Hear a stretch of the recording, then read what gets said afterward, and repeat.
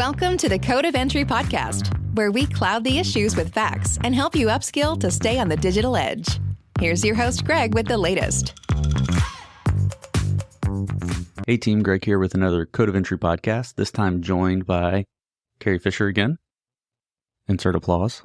Okay, so welcome back. Thanks. It's been 1 or 2 episodes since you were here last time. I think you're going to just start hanging out, so welcome to the show. Thanks. She's a woman of many words. Today, what we're going to talk about are kind of data pipelines.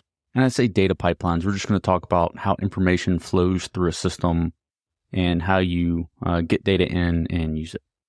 And we're not going to be super technical. That way you can, remember it and use it and apply it.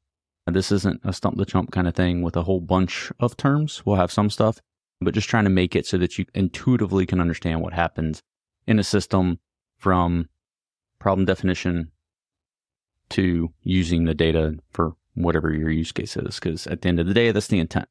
Colloquially, and Keri and I were on this data team for years, dealing with, just over 1 million events per second. Trillions of events over our time. In that, it was gather, prepare, store, and use. Okay. Should be pretty easy to remember. You want to gather data. You want to prepare it for use. Then you need to store it so you can use it. And then ultimately use it for whatever you're trying to do. Now, we're going to gloss over one thing that's very important. Maybe do a separate podcast on it. But that's the problem definition side. So first and foremost, you shouldn't be gathering data if you don't have any type of use for it. What is your mission space? What decision are you trying to inform or affect? What information does that require? Then what's the question you're trying to answer? Once that, you'll know what data to collect. I think there's one side, there's one big exception, and that's going to be compliance. There is some data that just legally you have to have, or you have to store based off your industry. So you got this area of what question are you trying to answer? And then legally, what are you supposed to? Either law or organizational rules require you to hold different types of data. We're going to gloss over that problem definition side because I like to hear myself talk, as Keri pointed out right before we started recording. And let's just stick to the data system, the things themselves. But Keri, anything that you'd like to add to that? Sometimes looking at the use case or what problem you're trying to solve, data may not exist either. So you may get into a gather stage where there is none and you have to generate it, and or however you're going to go about doing it, whether it's by surveys or crowdsourcing, whatever it might be. You might need to gather the data like organically yourself to answer the question. Yeah, that's true. And I think we can hit that when we focus on gather in a second. And we'll probably start with that because that's a great point. If we dive in specifically to gather, there's a few ways that you can get the information. Let's assume that it does exist for a minute. So you can do batch transfers. So you gather some data, you send it as a group. Then you gather some more, you send it as a group, and you can process it as a group. You can stream it. So near real-time use cases, think video production. Something like, hey, Fox Sports doesn't need a production truck at every NFL game. They can have a single production place that the video is getting streamed back to and done centrally. Make a better use of your talent, your time, travel money. There are a lot of use cases for streaming. Facebook Live. If we were streaming this video. And then there's micro batching. So I'm a big fan of micro batching over streaming in general. If you're not doing like a live video use case, I think micro batching is the way to go. Instead of making a big batch and sending something once every 12 hours, I'm going to send it once every 2 minutes. That kind of relies a little bit on having a high volume of information because you still don't want to be processing a whole bunch of little files, but you can gather them together to where they're a decent size and you send them. That way you're not waiting forever. I use the analogy of an old VCR. If you're listening, you know what a VCR is. Shout out. And with a VCR, what was happening is you couldn't watch something until it was done recording. So it was basically a batch job. I took and I set my VCR on channel 3 and I could watch channel 3 or I could wait until the game was over and play it back and then have my TV back, but I was locked on that channel. So that it happens to explain two different use cases. The one is the batch of, hey, I've got to wait until it's done and then I can play it back. Okay, great. The other is that's actually how the streaming ends up working, because you have to have specific machines dedicated to catching the stream. And then when the stream is done, you can really make use of the stream as a kind of a corpus of information. Now, you can have some certain streaming analytics and stuff going, right? But to compare the stream to other information and get the whole goodness out of it, you have to wait till the stream's done. And that resource, that VCR, that TV, is locked to processing that one job. So if you want to do a lot of parallelization in your system and prioritizing what resources do what, and you don't want to have specialty nodes all the time, streaming ends up being a high price for you. So that batch, what it gives you a chance to do is, hey, this podcast is done. How long did it take you to download this podcast? Seconds. You didn't have to dedicate a resource to listen for it for however many minutes it goes, and then make the file available to you to do other stuff. This, sorry to say it, this wasn't the priority thing in your life, this podcast, so you're able to wait until it was done, and then it transferred in a very small fraction of the time, and you had the information. It can inform anything that you want. Say you're going to give us 5 stars, thanks again. It could inform that decision, but you didn't need to stream it to your computer and then watch it back. You can just play it from Alexa. You can also just say, hey, Alexa, play the Code of Entry podcast, and we'll see if the one in my room right now is going to start playing it in the background. That'd be super great, because she's always listening. And you don't have to dedicate those resources. And then it goes back to the micro batches. What the micro batches allows you to do is get the information in a timely manner when you need it for not real time, but near real time. You can have something show up every minute and tip and queue. And a lot of industries and a lot of use cases, a minute is good enough, right? If you're doing fraud detection on credit cards, yeah, you want to be faster. You know, if you're looking at an entire enterprise network and you're trying to take threat intelligence and compare it and look at it against different sources, you're going to have to microbatch. You're not going to get that in real time. And just a shout out there for kind of batching, streaming, microbatching. I've got some technologies written down associated with those and how you can do it. But the other thing is, how do you gather when you don't have the data? And Keri brought it up. I'll toss it to her first and then give you my take on it.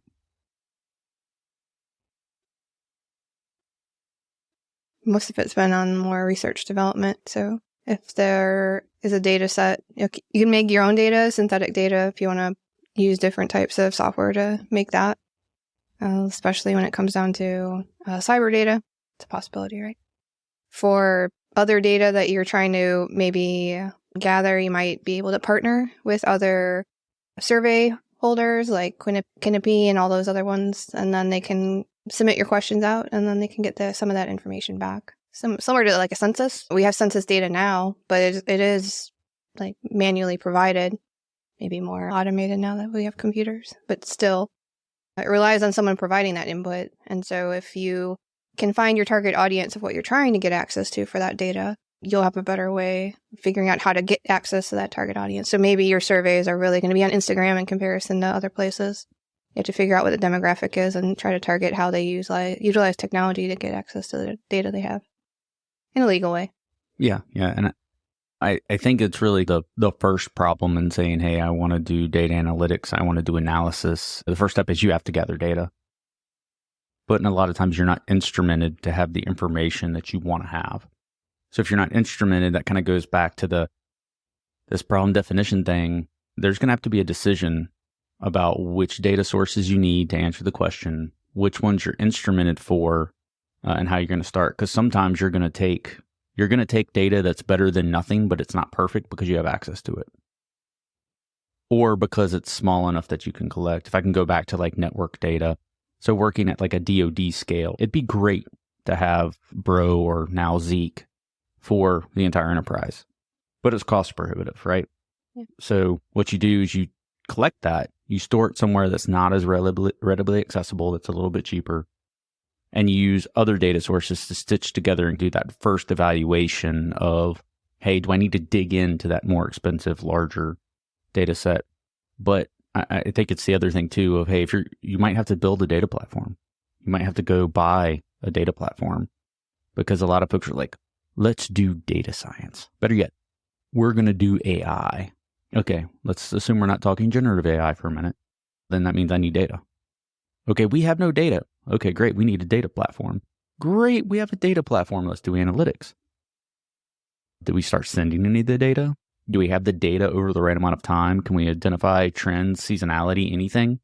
So it takes time sometime. I was alluding that Keri and I are working together for years. I mean, built a data system and it took 3 or 4 years to have enough data, enough business cases, enough users to be effective. And it's had a huge return on investment, but it took a lot of time, right? It's like, hey, you're going to be a data scientist. Awesome. I have no data. Build a platform, get the data, build a few applications that can show that the data is valuable, then put data science tools on it so people can rapidly turn on those. But it's a long process. So in this gather realm, going back before I get way down, my list here, I put a couple technologies that you can use to move and gather data. One of those being Beats from Elasticsearch. You can also you have Elastic, Logstash, and Kibana in the rest of the Elk stack, and you can use Logstash to move files, but generally to collect them from like endpoints and stuff, Beats is good, and it's open source and free. You got things like Kafka. Kafka is a little bit more heavyweight. It's going to be you streaming those logs from one place to another. You're going to need servers or whatever, but it's the best-in-class technology. You can use it for inter and intra communication, so inside your data system or from data system to data system. One caution there is if you have really latent links that you want to attach across, it has a hard time with highly latent links. I think in the commercial world, most folks won't have to worry about it. But if you're on a network that's made of tin cans and string like we used to be, then it might be a problem. Next one is the Amazon CLI, AWS CLI. We were using AWS Cloud, and if you wanted to get files to S3, that lightweight CLI would hash the files, send the files, automatically take larger batches to micro batches, check the packets on each side, check the hashes on each side, get it where you need to go, and give you your receipt. You couldn't get much better, and it was very light script.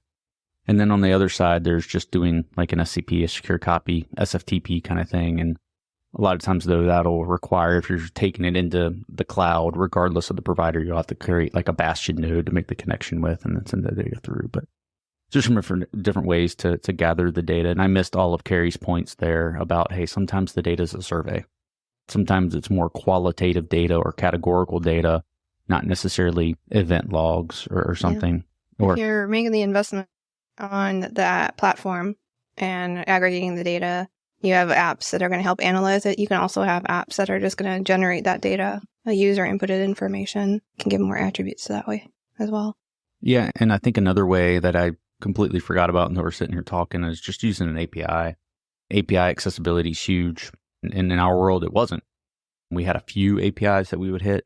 Yeah. But again, to segregate your data system from other systems, you don't necessarily want a direct API call. We can talk about that conspiracy theorist point of view some other time, but architected system doesn't do direct API calls. So again, you would have some bastion nodes, have them do an API call, then drop the data to some intermediate point that you trusted, and then pull the data from there instead of going out across the wire on the internet. But yeah, API is a good way to take data, send data. It gets you into this almost death by microservices land. So microservices, quick summary, small APIs. And so if you got a system that has a lot of microservices, great. It was well architected. Everybody knows what they do. They're great. Awesome. Good for you.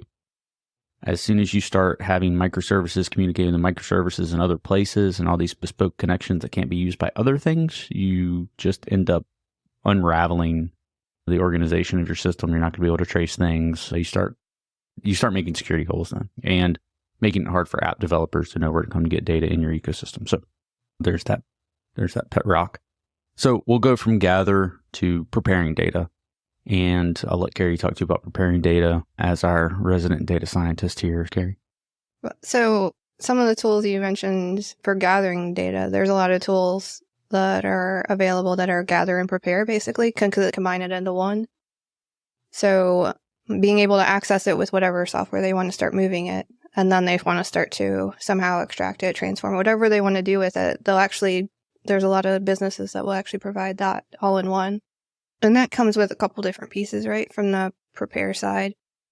I was always taught in school that preparing the data is the hardest part. 60% of your job. The other percentages are easy. And then rolling into the last job, the gathering was the hardest part of the data, not preparing it, making the transforms and making the normalization and writing it to disk and having the enrichments associated with it. That was the easy part, which was crazy to say when they just honed it in your head. That's the hardest part.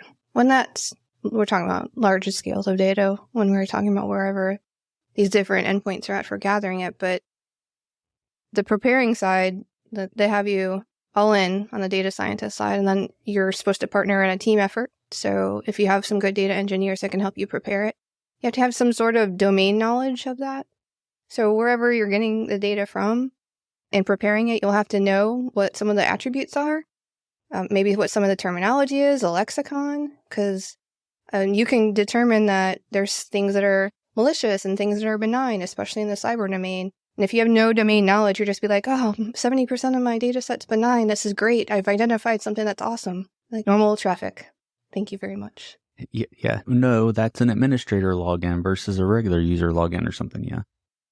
Yeah. And I think along those lines of kind of the gather, prepare data science conundrum, exactly right. Like I showed up to the same place. Hey, you're going to be the data scientist that's going to make all this happen. Oh, sweet. Where's the data? Well, we don't have it yet. Then I've got nothing to prepare. And then by the time we had prepared it all, we had worked with other folks. We had come up with our standardizations, how we were going to normalize it. Transforming was easy. So what you end up finding is people that have been doing this at a real production scale, say one, are pretty limited. Unpopular opinion again. But two, a lot of folks that have been admiring these problems that are focusing on the governance and how we should do it aren't doing it and don't realize how easy it is to prepare data. The technologies are there. You don't have to wait for a consensus on how you're going to normalize it. You can just start, by the way. And if it changes, you can update it. That's why we recommend several different things when we're talking about how to set up a data system, but not the point of this one. But you have the information. Great. Normalizing it is easy. You use NiFi and set up a NiFi template. Put your file in there. Let it go. Once you make one transform for one file type, you really just need to create a markup file to show the mappings. That's not hard. Or there's any number of commercial products now that you should point your data to and have it help you. Or AWS Glue. You say, hey, I'm putting all this data in S3, Glue Crawler, go make me a data catalog. You can't make it easier than that. Yeah, preparing the data is not that hard. It's one of my pet peeves. Thanks for pressing the button. That you have a lot of people talking about, oh, we need to do data munging and data wrangling. Those terms drive me crazy. We need to professionalize a little bit. Those terms were great when we first started talking about data in the late 2000s like this, but now they're not the words, right? So you need to be talking about transformation of data, normalization of data, sanitization of data.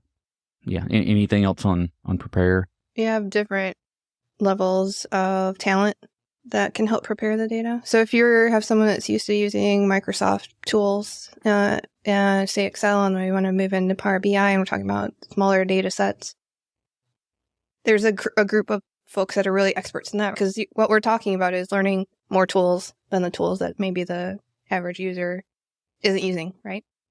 So the willingness to learn the tools, and then what does that talent look like to transform the data and then load it, or to load it then transform it? Which way do you want to do it? And there's different expertise that can help that, but I think it's an evaluation of whatever your talent pool looks like, whatever your use case is, matching it up with those types of tools.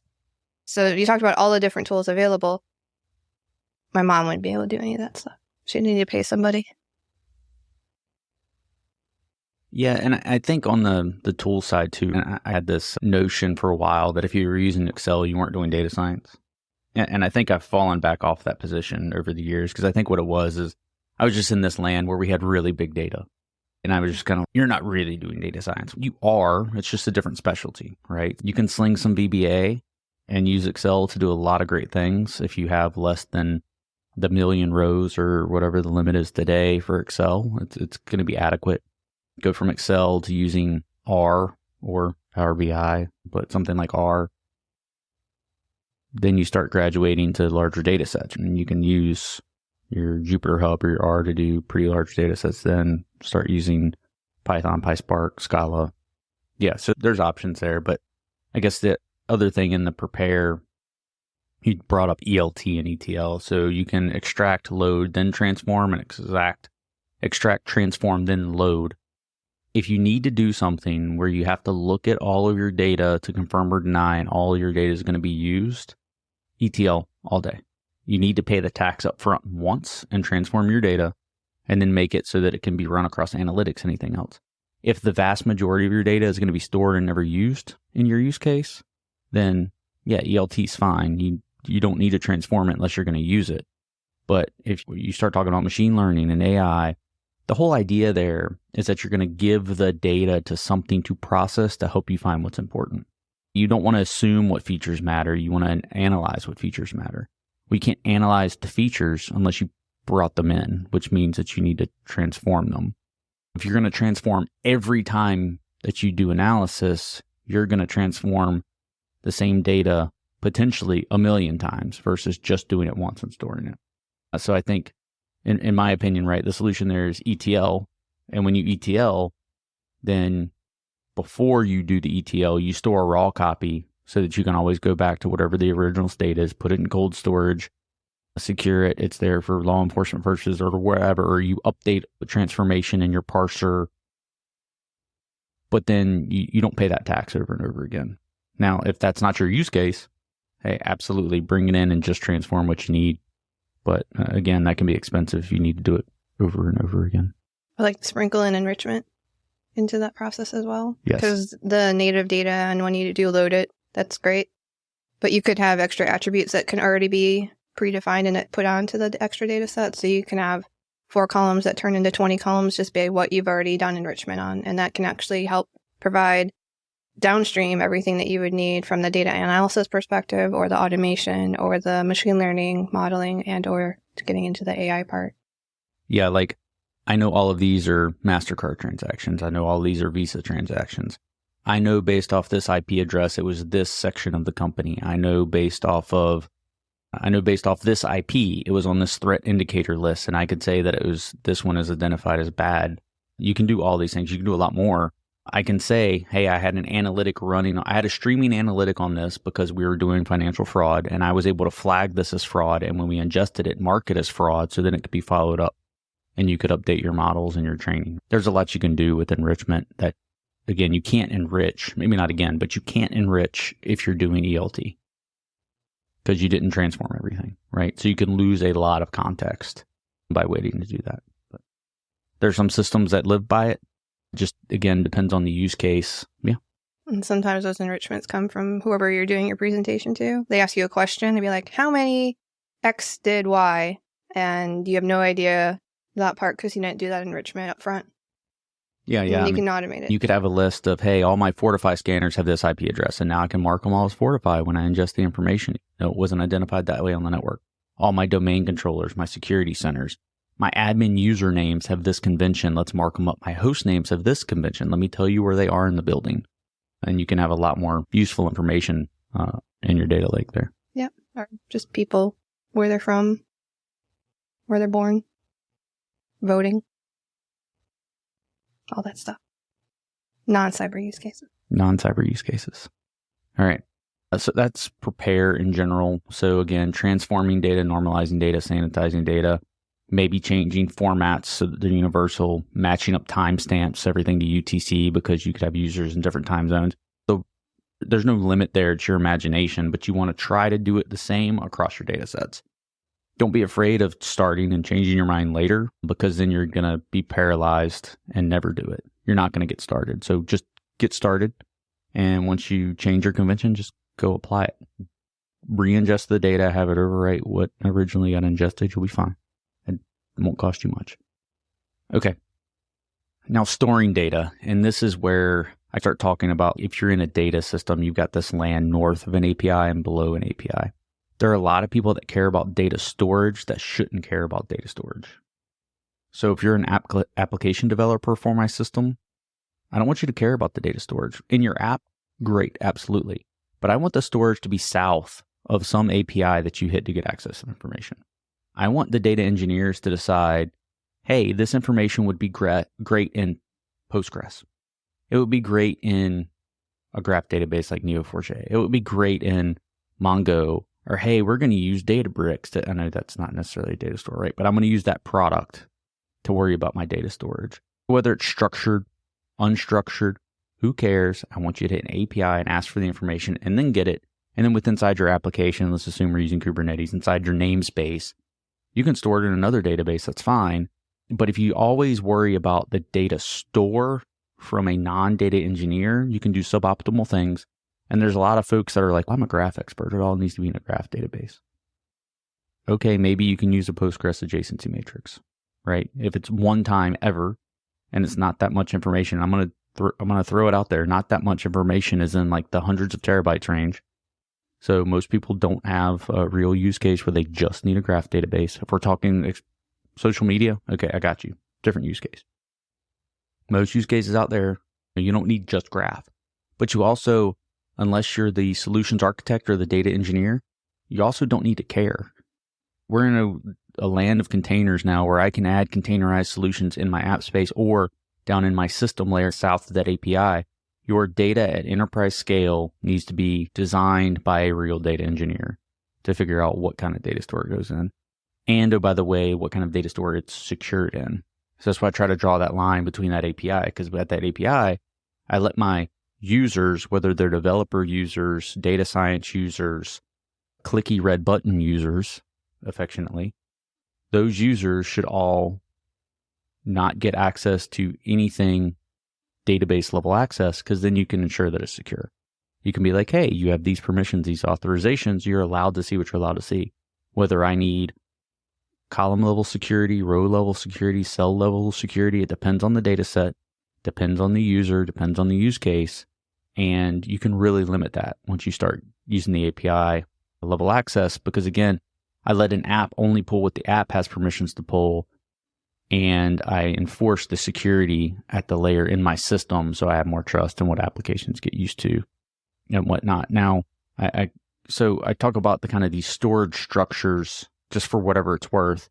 You want a document database? Sure, pull Elastic. For most people, it's open source. There are some things in the license. If you're going to recompile it from code and sell it and stuff, you might have to pay for a license.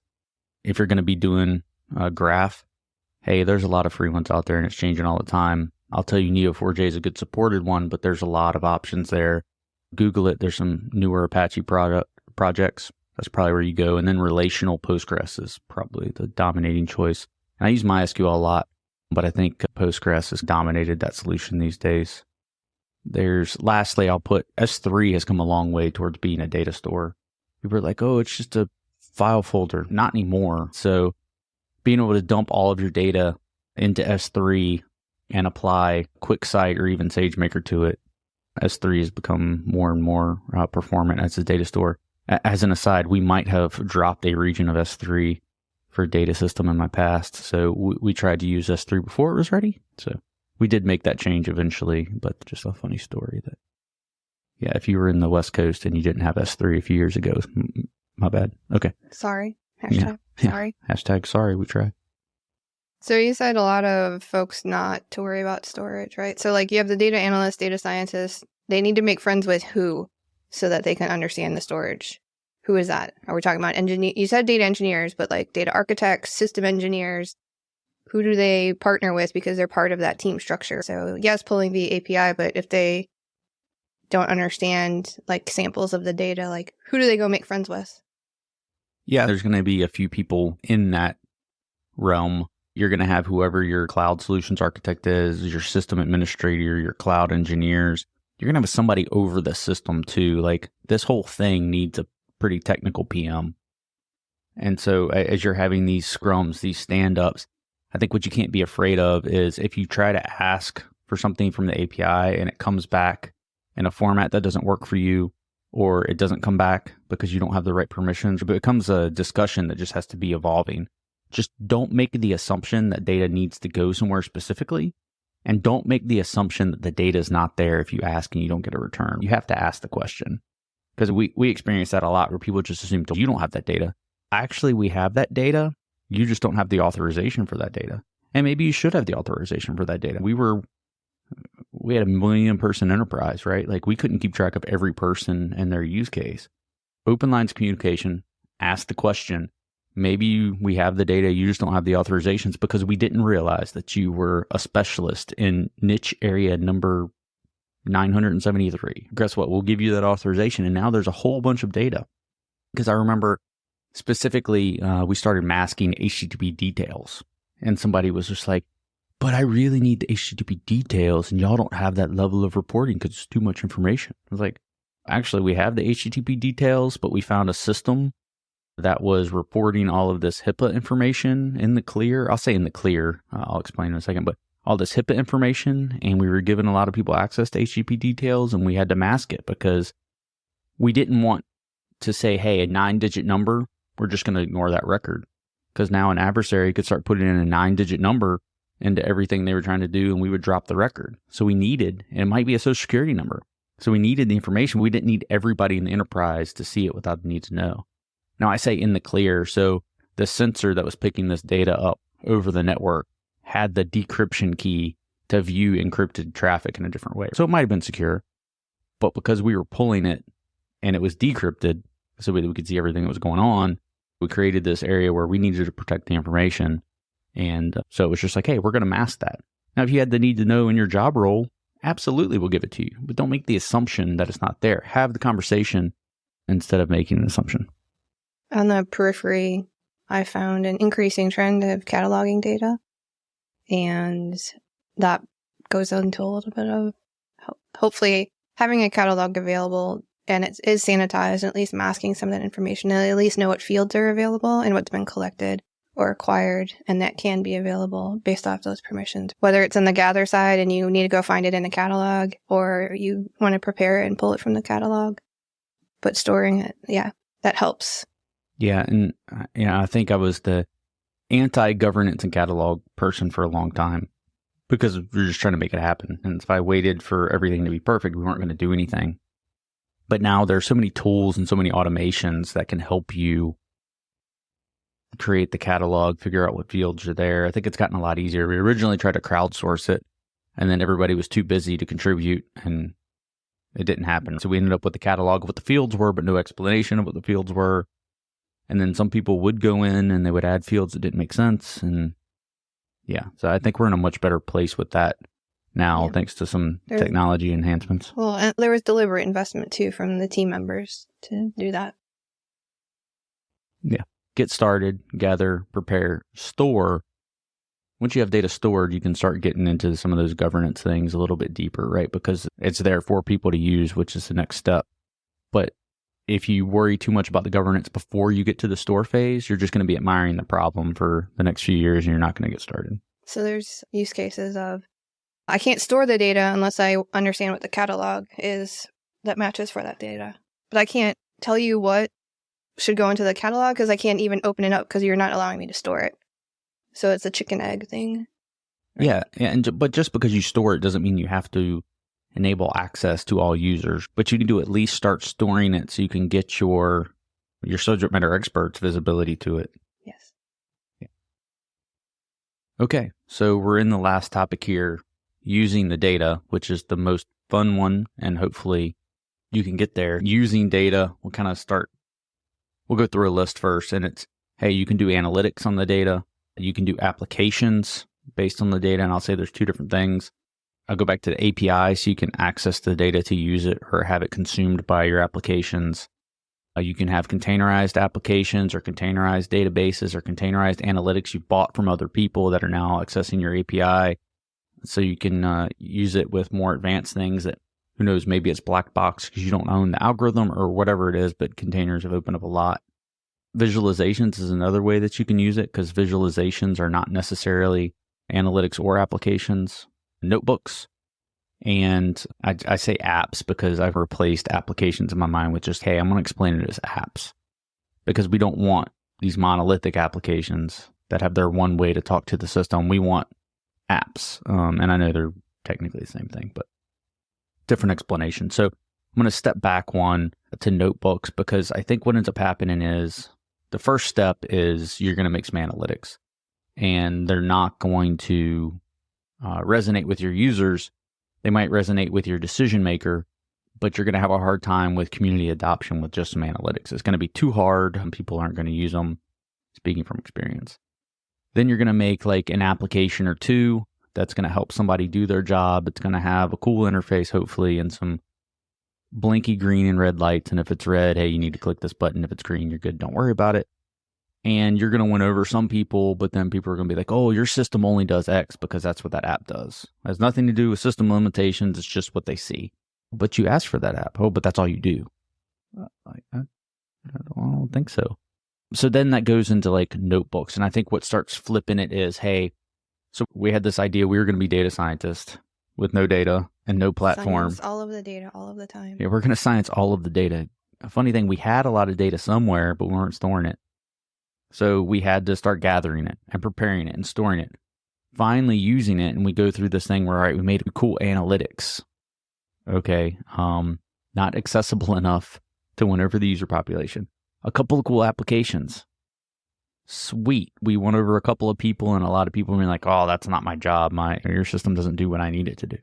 Okay, great. Finally, notebooks, because now your data scientists can get in. They can make some simple analytics and visualizations, give it to a user, and they'd be like, I didn't know you could do that. Then as you do that, you can find some that are going to be used once and throw them away. That's great. That's a perfect use of a notebook. We're not going to make that into an app or something somebody's doing once a day. And we're going to be like, hey, guess what? That's going to become an app. For now, this will be the tourniquet, and we'll make an application based off that. But you can do so many prototypes and figure out what sticks instead of having to pay or millions of dollars or spend years making this full-featured app that you hope will work. So I think really the transformative time is when you can get to being able to have notebooks on your data, because you can provide rapid prototyping, figure out what works by showing people, and then making a more robust application centered around that use case. So in this use realm, containers have had a big impact. Just Kubernetes has been transformational in allowing this to maybe increase access to the data, but also allow you to put data stores north of the API much easier. Yeah. And then with kind of this analytics and application, just there's a lot of definitions. So we're being pretty informal about this, right? Gather, prepare, store, use. So the difference between analytics and applications, because we used to use analytics for everything. So in my mind, the difference between analytics and applications is that analytics are some module of code. It can be simple math. It can be something super complex. Don't care if it's code, a search put into a window, enter, then it's analytics. An application is one or more analytics. So something that's doing data kung fu that has a custom user interface. That's it.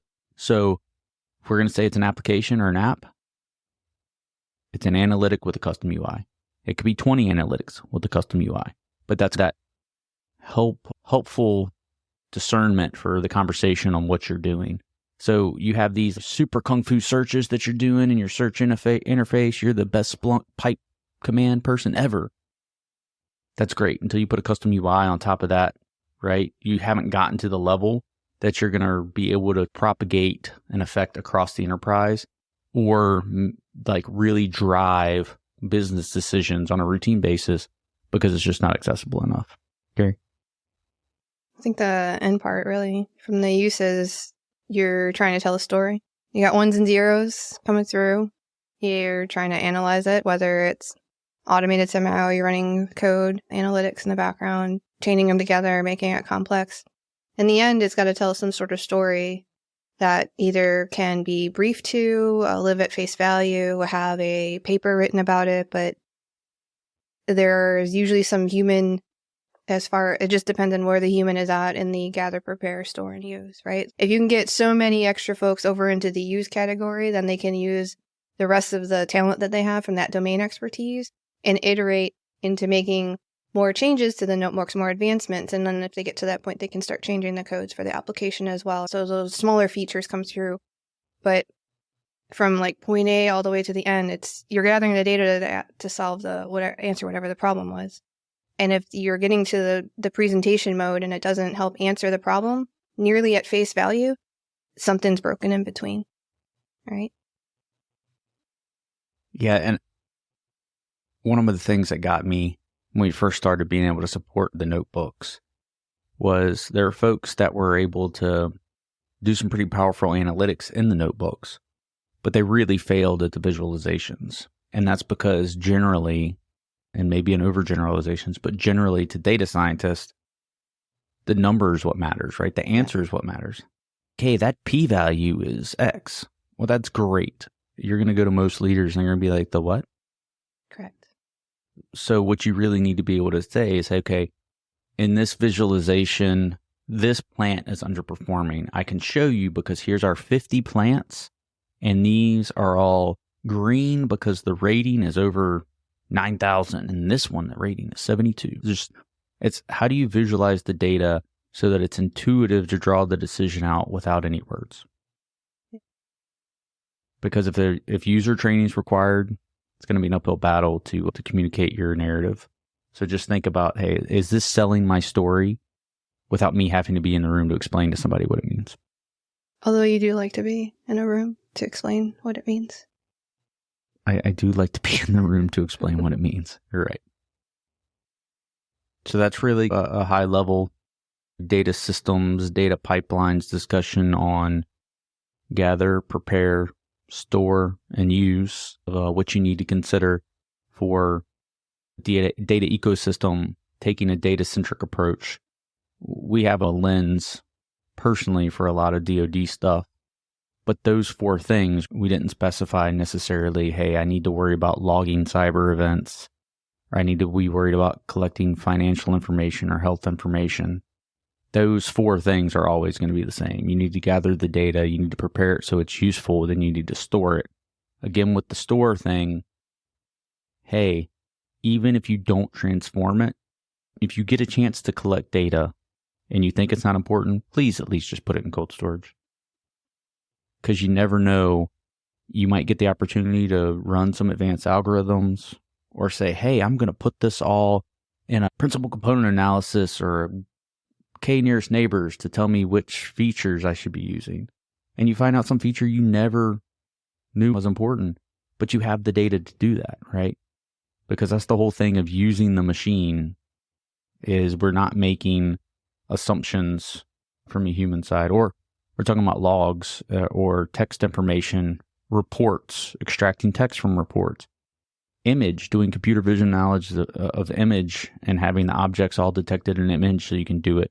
Talking about imagery for an MRI or an X-ray, right? All of this information could potentially be important. It could help with a research project. It helps somebody else.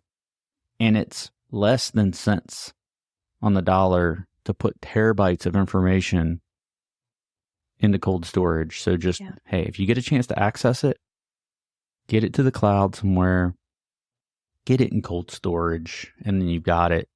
And then if you end up in like cybersecurity land, there's a lot of stuff going on in the cybersecurity world. We don't necessarily know it's important until there's a 0 day. Hey, guess what? We didn't know that was bad. And unless we have the information to look, it's a much better place to know that you can heat it up and access it in a couple hours than you don't have it at all and you're just out of luck. We'll never have it again. Yeah. Once it's gone. Yeah, so you can't go back in time unless you stored it at some point. Awesome. Keri, any final words?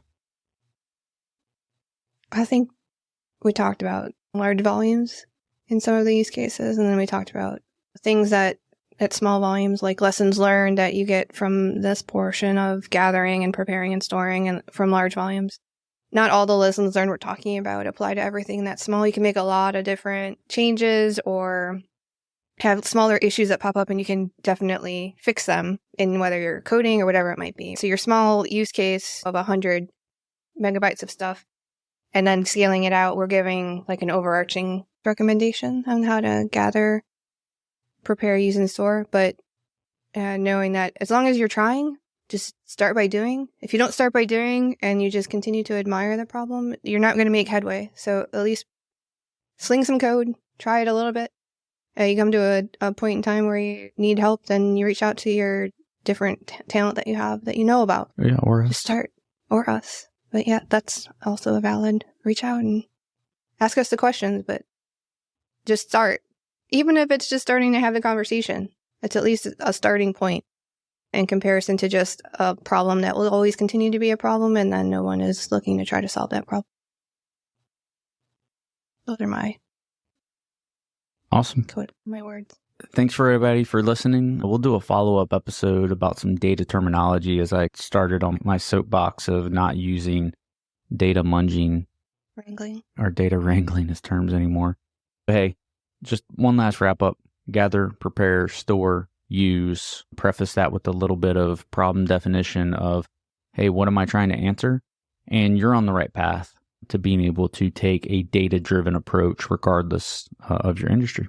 So, Teamwork makes the dream work. You need a team to do it. yes, Find a team. one person can do it all. They're not going to have any job satisfaction. You're not going to retain them.